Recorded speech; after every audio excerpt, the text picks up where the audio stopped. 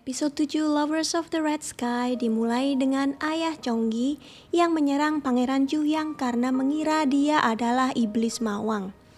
Chonggi berlutut memohon ampun kepada sang pangeran meski dia tahu hukumannya bisa jadi adalah hukuman mati.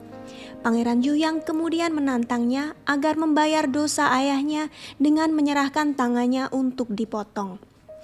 Lagi-lagi Haram menyelamatkan Chonggi. Dia telah membeli lukisan Chonggi pada acara lelang seharga 300 karung beras. Untuk menenangkan Pangeran Juhyang, dia berjanji akan menyerahkan beras itu kepada pangeran, yang ternyata ditolak. Tapi Pangeran Juhyang berjanji dia akan menghubungi Haram kalau sudah tahu apa yang sebenarnya diinginkannya. Sebelumnya pada kontes melukis, Haram berpura-pura menabrak pengawal Kim Gong-rae. Pengawal ini adalah orang yang membunuh ayahnya dulu dan mengirim pesan pada raja tentang pertemuan rahasia Pangeran Juhyang dan Pangeran Yamyong di episode 6 lalu. Ketika Haram menabraknya, dia sengaja menjatuhkan pesan itu di sana dan Pangeran Juhyang melihatnya. Malamnya, Pangeran Juhyang menyuruh anak buahnya untuk membunuh Kim Gong-rae. Rencana balas dendam Haram berhasil. Selanjutnya, dia akan menarget dukun Misu. Karena putra mahkota sakit, Raja Songjo datang untuk memeriksa lukisan para pemenang kontes. Dia memuji semua lukisan itu, tapi ketika sekilas dia menatap lukisan Chonggi, dia terkejut betapa lukisan itu terlihat seperti nyata. Saat menutup mata, dia merasakan energi kesakitan dari dalamnya.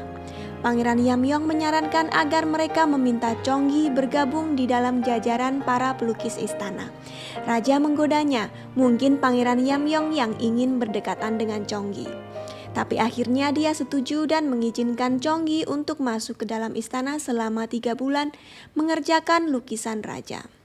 Pangeran Juhyang yang sudah mendengar tentang berita ini mendiskusikan rencananya dengan dukun Misu, yang kemudian menyantet Deyu dan mengendalikannya sebagai boneka mereka. Semua ini tentu saja di luar sepengetahuan Haram dan para bangsawan lainnya, yang mulai sibuk untuk menunggu Chonggi muncul. Di pagi hari, Chonggi bersiap untuk pergi ke istana. Hanya saja, Dewa Samshin muncul lagi dan membekukan waktu. Ternyata dia berniat untuk melihat lukisan yang dibawa Chonggi. Ini adalah lukisan seekor harimau yang dia peroleh dari kepala sekolah Choi. Samshin memberikan kekuatan sihir kepada lukisan itu. Saat waktu kembali berjalan, Chonggi berlari menuju istana untuk menemui Pangeran Yamyong. Anehnya, dia selalu kembali ke depan sebuah rumah yang megah. Berkali-kali dia mencoba pergi ke istana, tapi selalu kembali ke tempat itu. Ternyata rumah itu adalah kediaman Haram. Dia lalu berterima kasih kepada Haram karena telah membantunya dan berjanji untuk tidak mengganggunya. Tapi kalau Haram butuh seseorang yang mau mendengarkannya, Chonggi akan selalu ada untuknya. Lalu Chonggi pun pamitan dan tanpa sengaja meninggalkan lukisan harimau itu di rumah Haram. Tiba-tiba di luar turun hujan. Chonggi pun basah kuyup. Masih merasa sedih atas nasibnya yang ditolak Haram. Tiba-tiba Pangeran Yamyong muncul dan memberikan mantel untuk melindungi Chonggi dari air hujan.